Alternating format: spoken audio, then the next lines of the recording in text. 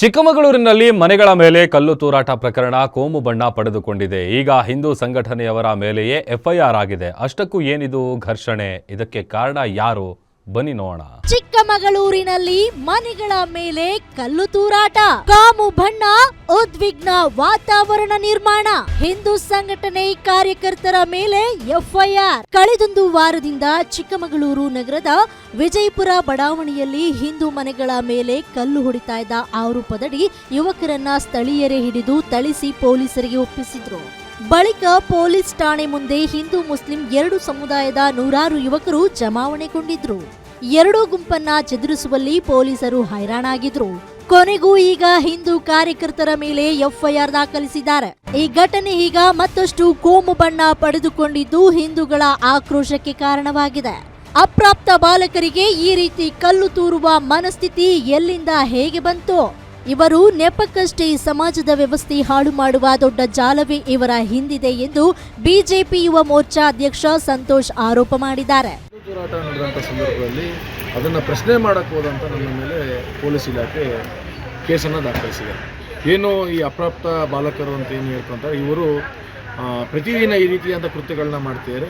ಇವರ ಉದ್ದೇಶ ಆದರೂ ಏನು? ಇವರಿಗೆ ಎಲ್ಲಿಂದ ಶಿಕ್ಷಣ ಸಿಗ್ತದೆ ಈ ರೀತಿಯಾದಂಥ ಕಲ್ಲು ಹೊಡೆಯುವಂಥದ್ದು, ವೀಲಿಂಗ್ ಮಾಡೋವಂಥದ್ದು? ಇವತ್ತು ಕಲ್ಲು ಹೊಡೆದವ್ರು ನಾಳೆ ಬಾಂಬ್ ಹಾಕಲ್ಲ ಅಂತ ಏನಿದೆ? ಹಾಗಾಗಿ ಪೊಲೀಸ್ ಇಲಾಖೆಯ ಸಂಪೂರ್ಣ ವೈಫಲ್ಯತೆ ಇದರಲ್ಲಿ ಎದ್ದು ಕಾಣ್ತಾ ಇದೆ. ಪೊಲೀಸ್ ಇಲಾಖೆ ಬೀಟ್ ವ್ಯವಸ್ಥೆ ಆಗಿರ್ಬೋದು, ಪೊಲೀಸ್ ಇಲಾಖೆ ಏನು ಅವ್ರು ಕಾರ್ಯನಿರ್ವಹಿಸುವಂಥ ವೇಗ ಇರ್ಬೋದು, ಅವೆಲ್ಲ ಇತ್ತೀಚಿನ ದಿನಗಳಲ್ಲಿ ಭಾಳ ಕಡಿಮೆ ಆಗಿದೆ. ಜನಸ್ನೇಹಿ ಪೊಲೀಸ್ ಆಗಿ ಕಾರ್ಯನಿರ್ವಹಿಸ್ತಲ್ಲ. ಮನೆ ಪೊಲೀಸ್ ಅಂತ ಹೊಸ ಯೋಜನೆ ತಂದರು. ಮನೆ ಪೊಲೀಸ್ ಅದು ಎಲ್ಲಿದೆ? ಅದು ಸ್ಟಿಕ್ಕರ್ಗೋಸ್ಕರ ಕೇವಲ ಸ್ಟಿಕ್ಕರಿಗೆ ಸೀಮಿತ ಆಗಿದೆ ಮನೆ ಪೊಲೀಸು.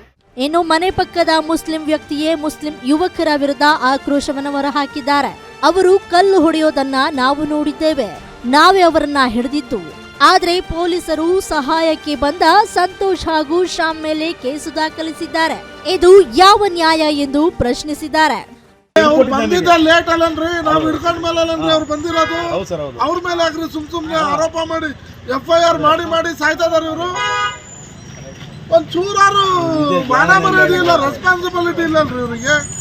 ಯಾವನಾರು ಸಿಗ್ತಾ ಅಂತ ಹೇಳಿ ಅವ್ರ ಮೇಲೆ ಮಾಡದ ನಾವ್ ಇರ್ಲಿಲ್ಲನ್ರಿ. ಕಲ್ಲಾಡ್ದಿದ ತಕ್ಷಣ ಹಿಡ್ಕೊಂಡಿದ ತಕ್ಷಣ ನಾವೇ ಅಲ್ಲನ್ರಿ ಹೇಳಿದ್ದು. ಅವರೇ ಕಲ್ಲಾಡಿದ್ವಿ ಸರ್, ನೋಡಿದ್ರ?